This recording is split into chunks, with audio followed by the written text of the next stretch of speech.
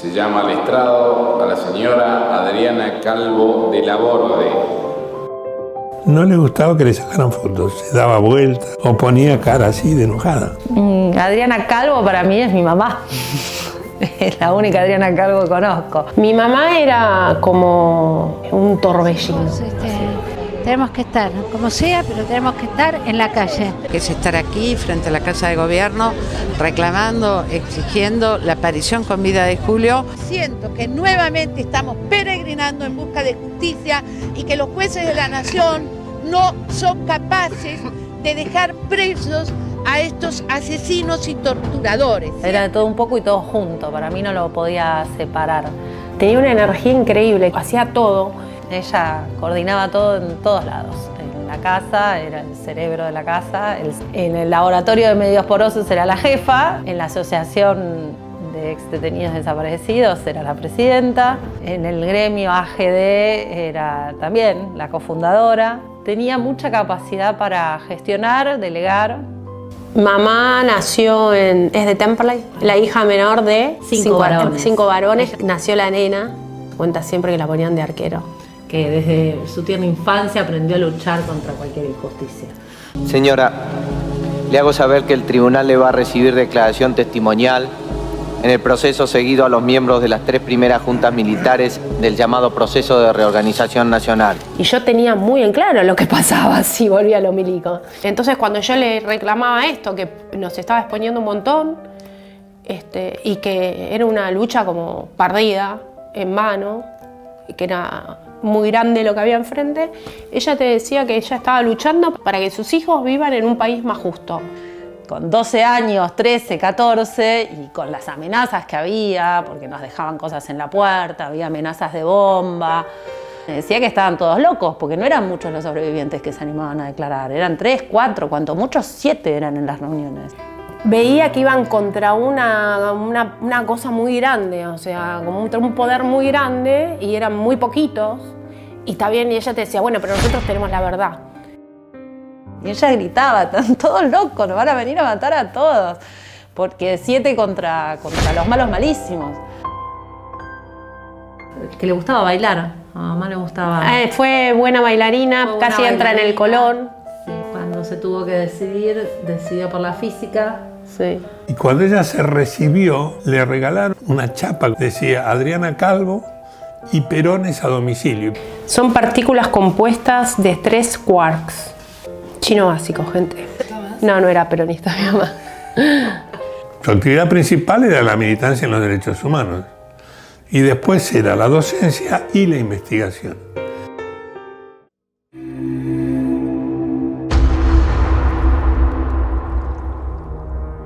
Les decía que estaba por nacer mi criatura, que no podía aguantar más, que pararan, que era inminente. Que nací en un traslado, que mi mamá fue secuestrada, conmigo embarazada más o menos de 6 meses y medio, hice los últimos meses de gestación en cautiverio, y cuando la iban a trasladar al Pozo de Banfield, que era una maternidad clandestina, bueno, había muchas, pero el Pozo era una, donde llevaban a las embarazadas a parir y a robarle los bebés, nazco en el traslado de la comisaría Quinta, en La Plata, al Pozo de Banfield. Les grité, íbamos a toda velocidad por la ruta que une La Plata con Buenos Aires. Iba el auto a toda velocidad y yo les grité, ya nace, yo no aguanto más. Y mi mamá estaba con las manos atadas atrás, los ojos vendados, y ahí como nací, ahí me dejaron. Mi beba nació bien, era muy chiquita. Quedó colgando del cordón, se cayó del asiento, estaba en el piso. Yo le pedía por favor que me la alcancen, que me la dejen tener conmigo. No me la alcanzaron. Nunca le desataron las manos a mi mamá, nunca me sacaron del piso, quedé como colgando, después rebotando en el asiento, y cuando llegamos al Pozo de Banfield, abrieron las puertas, se bajaron del auto y nos dejaron ahí. Dice mi vieja que yo iba a contar hasta 2 horas. Mi beba la habían apoyado en la mesada, estaba toda sucia, lloraba, tenía frío. Le habían cortado con un cuchillo sucio el cordón. Me hicieron limpiar todo mientras me insultaban. Yo estaba totalmente desnuda y tuve que hacer todo eso frente al oficial de Y guardia. después la llevaron con el resto de las subversivas. Alrededor de 20 se pusieron delante mío, adentro del calabozo, gritando como leonas. No se la llevan, no se la llevan. Y era imposible que me la sacaran, si no nos mataban a todos. Era absolutamente imposible porque formaron una muralla humana. Teresa se quedó conmigo. Que son las que a mí me salvaron la vida y la identidad, porque le compartían el caldo de comida, porque hicieron una muralla humana para que no me puedan llevar y no me quiso entregar, y las mujeres fueron las que me protegieron. Señor presidente, ese día hice la promesa que si mi beba vivía y yo vivía, iba a luchar todo el resto de mis días porque se hiciera justicia. Es lo que hizo toda su vida, o sea, tratar de meter presos a los responsables, de contarle a la sociedad lo que había pasado ahí adentro, en esos campos. No se quedó callada nunca. Dedicó su vida a eso, a hacer justicia, a que nosotros podamos vivir en un país más justo. Las abuelas buscaban nietos, ¿no? Seres humanos. Ellos luchaban por ideales. Mi vieja y la asociación estaban luchando por un abstracto que era la justicia. Entonces iban con todo y por todo. Bueno, ella nos contaba esa historia, la historia de la solidaridad, la historia que no se quiere contar, porque lo que buscó la dictadura es no te metas. O sea, el no te metas lo tenemos grabado como sociedad como bastante a fuego, y más en estos tiempos, ¿no?, que reina el individualismo. Y esta es la primera foto que tenemos los 5 juntos, porque yo a Teresa no la conozco. O sea, Teresa estaba en la panza. Y estaba recién salida del cautiverio, más o menos. Y después esta mesa, cuando mamá se mudó acá también, era la mesa donde vos llegabas un sábado y estaban todas las compañeras sentadas con su notebook, haciendo excels y represores y no sé qué. Iban reconstruyendo lo que había pasado, porque también el objetivo era ponerle nombre y apellido a los militares, a los torturadores. Llego un sábado, las veo, ¿qué están haciendo? No, se juntaban acá, una botella de vino, charlaban y vení, Martina, sentate, vení a ayudarnos. ¿Qué hay que hacer? Tenés que leer estos testimonios y buscar quién es el detenido, ponerlo en esta casilla, y quién es el represor, ponerlo en este coso de Excel, no sé qué, no sé cuánto. Yo empiezo a leer y me pongo a llorar.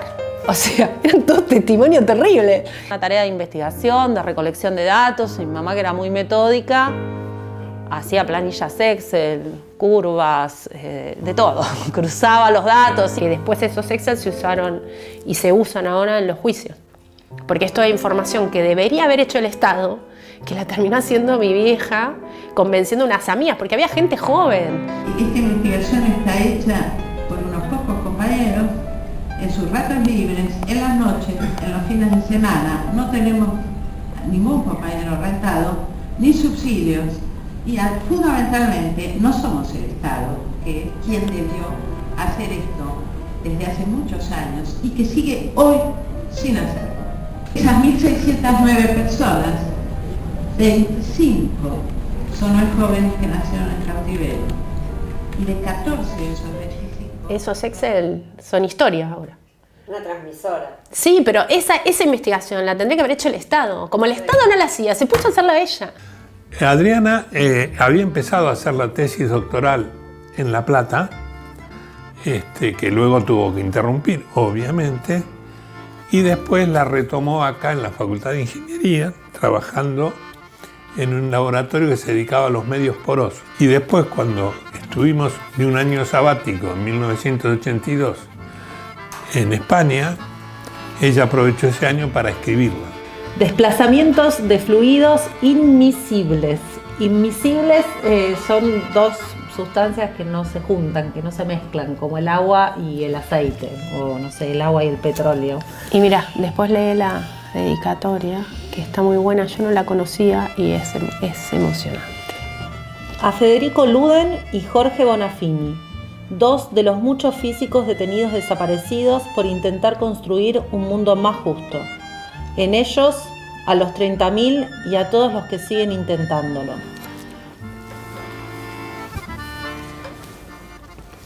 Re lindo. Sí. ¡Compañera Diana Calvo! ¡Compañera Diana Calvo!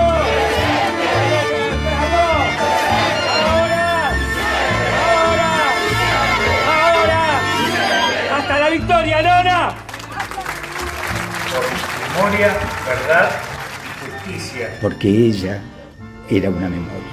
Está en cada juicio, está en cada reclamo. La amamos, la recordamos, nunca más la olvidaremos. Y recordarla desde el amor, desde la lucha y desde la fortaleza.